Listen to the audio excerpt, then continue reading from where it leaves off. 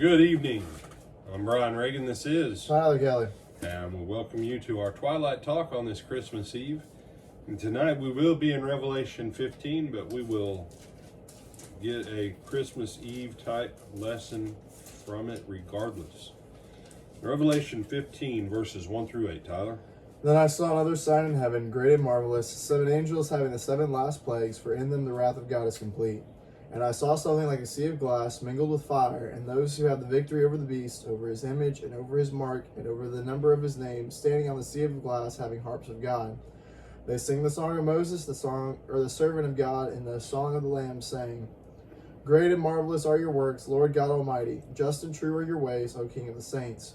Who shall not fear you, O Lord, and glorify your name? For you alone are holy, for all nations shall come and worship before you.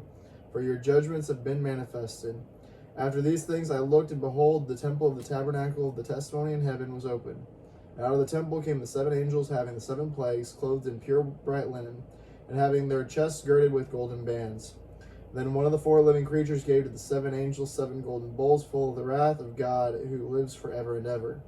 The temple was filled with smoke from the glory of God and from his power, and no one was able to enter the temple till the 7 plagues of the 7 angels were completed. All right. So again, we have this monumental event. Remember, first time heaven went silent for half an hour.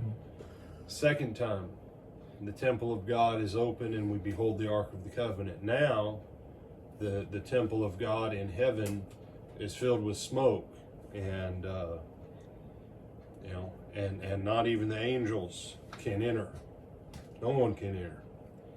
So very monumental events going on here. You say, how can you get a Christmas Eve message from the 7 plagues? Easy. Because these bring an end to God's wrath pouring out on humanity. But you have this vast group that have conquered the beast, his image, its number, the number of its name, standing beside the sea of glass. They sing the song of Moses, God's servant, and the song of the Lamb.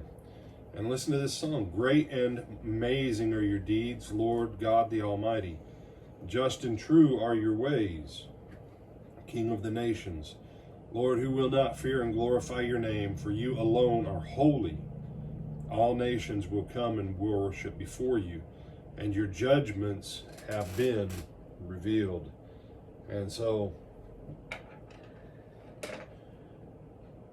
we have this option in the book of Revelation repeatedly. The path of God, not the path of God. And the beast will be overcome. The beast will be destroyed. Question is, will you be on the side of the beast that is being destroyed, or will you be on the side of the Lamb that is the destroyer of the beast? And this is funny imagery in Revelation, it really is, because when was the last time a lamb beat a dragon? When was the last time a lamb beat much of anything? And so makes me think of what Paul wrote, that in weakness God's strength is revealed. Just because it looks like it doesn't have power conceals the very fact that it has more power than anything else that can come against it. And I think one of the reasons why people like Christmas so much, and by the way, if you're watching this on Christmas Eve, keep in mind Jesus is born on Christmas Eve. Okay? He's born at night. He's not born at night on Christmas Day. He's born at night, which is Christmas Eve. Some people, I don't think, realize that.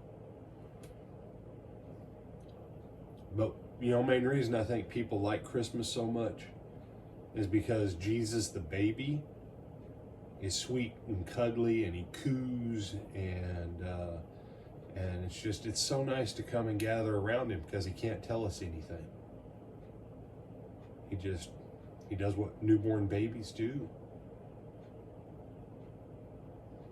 But this reminds us that he's the lamb that conquers the beast. He's the lamb that has all of this power and all of this ability. And it was all there in that baby. It just hadn't manifested yet. And so as you move towards the end of the night and move into tomorrow morning, what for us is tomorrow morning, hold some of that tension and awe. The unlimited one limited himself, and people took that limiting and they treat it as though Jesus is safe. And the fact is, Jesus, when all the fullness of his power manifests at the end of time, the demons fell down and trembled before him when he was here on earth the first time. What will happen when he returns? Don't be lulled into complacency by one image and miss the reality that's behind it. Other thoughts, my brother? No, sir. With Adam Brian Reagan, this is Tyler Kelly. and we bid you good night.